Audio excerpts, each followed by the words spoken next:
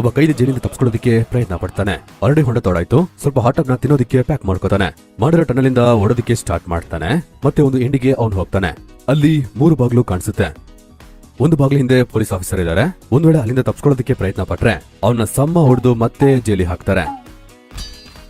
2ನೇ ಡೋರ್ ಹಿಂದೆ ಒಂದು ಜಾಂಬಿ ಇದೆ. ಅದು ಇವನ ರಕ್ತವನ್ನ ಕುಡಿದ್ಬಿಡುತ್ತೆ. ಆ ಕಡೆಯಿಂದ ಹೋಗೋದಕ್ಕೆ ಪಾಸಿಬಲ್ ಇಲ್ಲ.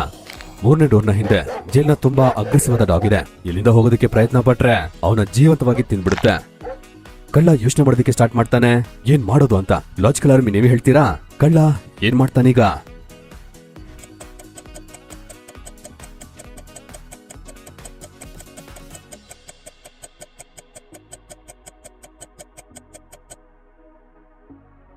ಅವನು 3ನೇ ಡೋರ್ ಅನ್ನ ಚೂಸ್ ಮಾಡ್ತಾನೆ.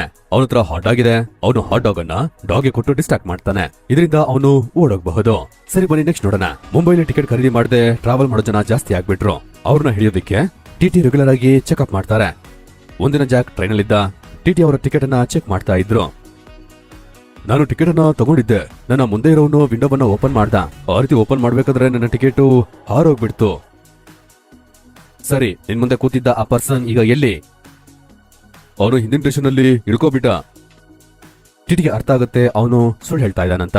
ಆದ್ರೆ ಟಿಟಿಗೆ ಅವನು ಸುಳ್ಳು ಹೇಳ್ತಾ ಇದ್ದಾನಂತ ಹೇಗ್ ಗೊತ್ತಾಯ್ತು? ಯೋಚನೆ ಮಾಡಿ. ಆನ್ಸರ್ ವಿಡಿಯೋದಲ್ಲಿದೆ. ಮತ್ತೆ ನೋಡ್ಬೇಕಾದ್ರೆ ವಿಡಿಯೋವನ್ನ ರಿವೈಂಡ್ ಮಾಡಿ ನೋಡಿ.